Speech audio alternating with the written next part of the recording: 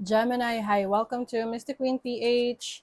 Titingnan natin ang energies na parating sa inyo ngayong third quarter ng 2024. So that's July, August, September. Ayan. So if you are interested in private readings, meron tayong link sa description at sa pinned comment. Paki-check nyo na lang kung paano mag-book for a private reading. So let's see, Gemini, third quarter, 2024, July, August, September.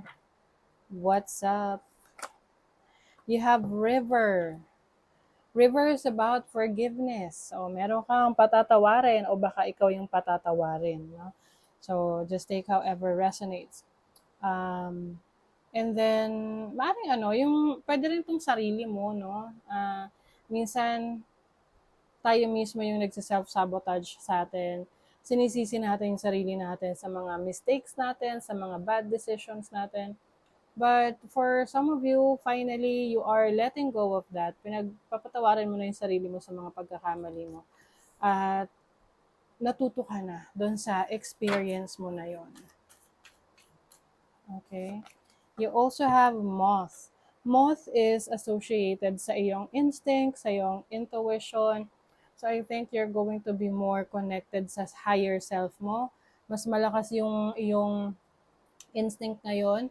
And maganda yan kasi ililid ka sa best for you.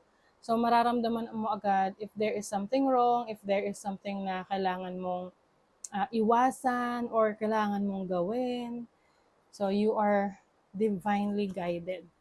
Mapapansin mo yan na parang yung iyong instinct, yung intuition mo on point na pag naisip mo na, oy, wag muna akong tutuloy ngayon kasi mukhang hindi maganda yung pakiramdam ko eh.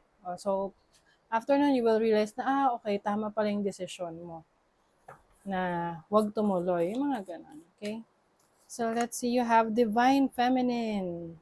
So, this is about fulfillment. So, I think ngayong third quarter ng 2024, merong mangyayari sa'yo or ma-achieve mo na masasabi mo na, wow, na-fulfill ko yon, no? Natupad ko yon. So, you are also open to divine inspiration. I think you are more inspired in being more creative, working towards your goals and dreams. Baka yung iba sa inyo, meron kayong bagong source of inspiration ngayong third quarter ng 2024. Can be a person, pwede rin namang yung future na gusto mo for yourself. You have the Hanged Man. So, Pisces energy yan. You have the Temperance, Sagittarius energy. Nine of Wands, the King of Pentacles, and the World. Okay. This is really nice. Meron kang new perspective sa buhay mo. You are seeing things in a different point of view. Kumbaga, so I think ngayon mas malalim ka ng mag-isip. Mas marami kang ideas ngayon. Kaya lang, may mga pagkakataon na parang nagdadalawang isip ka sa kakayanan mo. Kahit na alam mo sa sarili mo na kaya mo yon. You get what I mean? Na alam mo, kaya mo, pero parang may mga doubts ka. Lalo na kung may mga tao sa paligid mo na are trying to bring you down or parang hindi ka ini-encourage, no? Kumbaga dinidiscourage ka sa mga plans mo. So pag ganon, iwasan mo yung mga ganong klaseng tao na parang wala wala silang magandang nasasabi sa mga ideas mo, sa mga gusto mong gawin.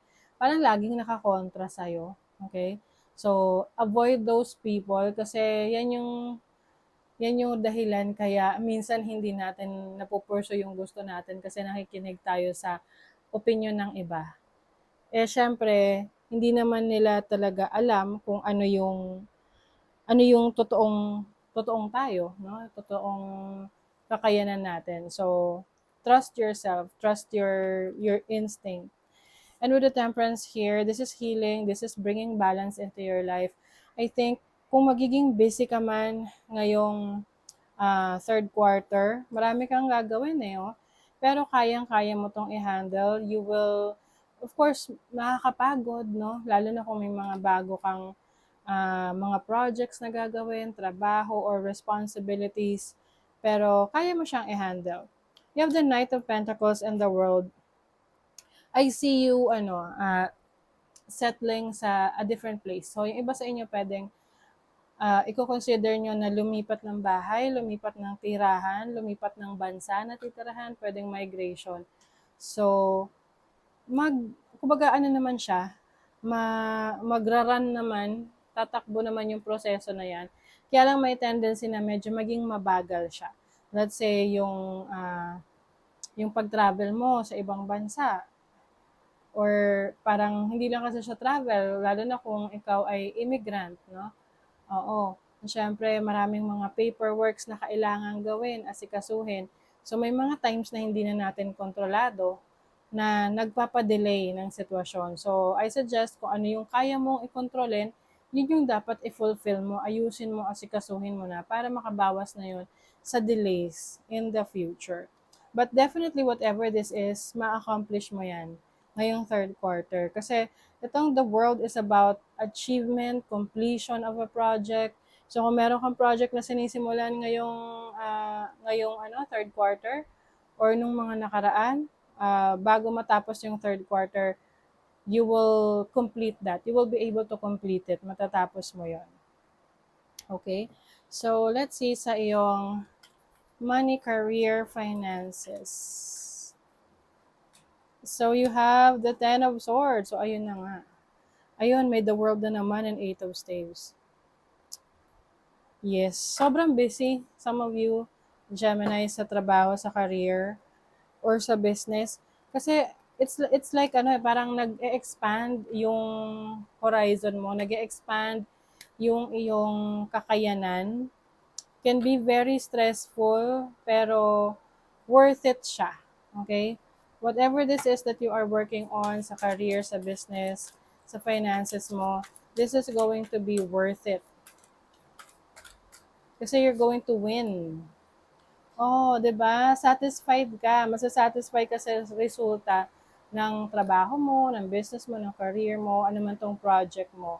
Yes, this is going to bring you so much excitement. Lalo na kung ikaw ay magta-transfer sa ibang lugar or magma-migrate at doon ka na magtatrabaho at magsisettle. Yes. So there's also good luck para sa inyo, no? I see this as a good luck. There's also abundance in you. Parang nakahuli ka ng tawag dyan, parang yung sinasabi nila na, uy, nakabingwit ka ng isda. So, I think that's a good choice for you sa career, trabaho, or sa business. Sa iyo namang relationship, you have the Two of Staves, the Eight of Pentacles. Some of you, yung iba, meron kayong karelasyon na pwedeng long distance relationship. Namimiss nyo ng isa't isa. I think kung sino yung mas merong kapangyarihan or energy na ayusin or kumbaga i-arrange yung pagkikita ninyo, gagawin na niya yung kaya niya, makakaya niya para magkita na kayo. Oh, wow. There might be a proposal. Oo, wow. Unconditional love, romance, soulmates. Okay, Gemini, yung iba sa inyo, maaring may engage. Oo. Or papasok kayo sa isang seryosong relationship with someone na uh, alam mong siya, yung masasabi mo na isa siyang responsableng tao. Oo.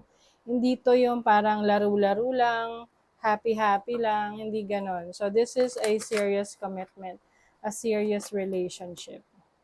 Ancestral healing. Your ancestors are holding space for you to heal your past. Yes. So like what I mentioned kanina, tong forgiveness na to, parang part of your healing is pag-forgive mo sa mga taong nakagawa ng mali sa'yo. And even to yourself, no? So, yung ancestors mo, yung mga mahal sa buhay mo na namayapa na, sila rin yung tumutulong sa'yo ngayon para makapag-heal at ma-let go na yung mga energy from the past na which is just holding you back from growing. Kumbaga, pinipigilan ka lang niya na mag-grow at ma-explore pa yung iba mong gustong subukan at gawin. So, it's time for you to let go of your past and be open to exciting new beginnings. So, that is your reading, Gemini. Thank you so much. Bye.